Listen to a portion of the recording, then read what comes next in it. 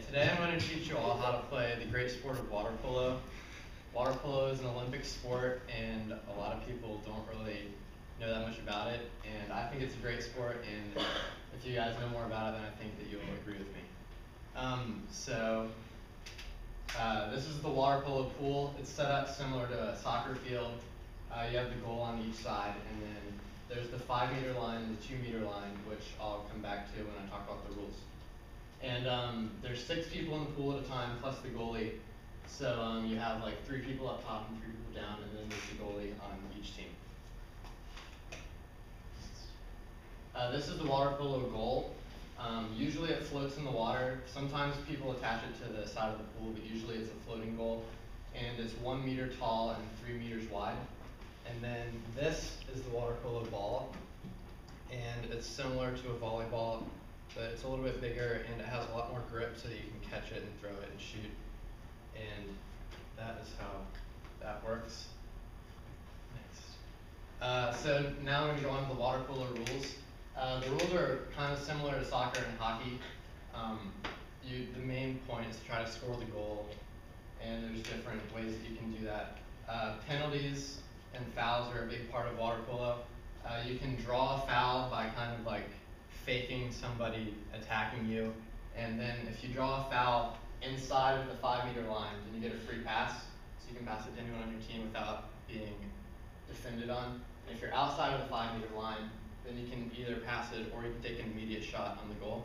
And that's one type of foul. Another type of foul is a more aggressive foul, or if someone intentionally tries to take the ball from you and like dunk you, then it's called a kick out, or it's basically like a man-up situation like in hockey where you have like a power play. So the penalized person will go in this box, and then the other team will have 6-on-5 and an opportunity to get a goal. And then the ultimate penalty that you want for your team is called a 5-meter, and it's basically a penalty shot where one person will line up on the 5-meter line and take a penalty shot against the goalie. Actually, cheating is kind of a big part of water polo. One way that I mentioned was drawing fouls, where you try to like fake the ref into thinking that you've been fouled. And another way that you can cheat is underwater. The ref can't see a lot of things.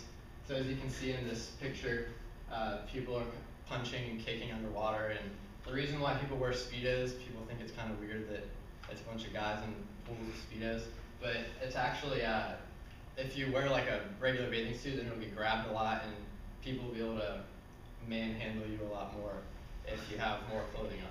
So that's one way that people cheat. And then as you can see down here, when the ref isn't looking, you can grab their cap, and there's a lot of other ways that you can manipulate the ref to where you can't tell that you're cheating.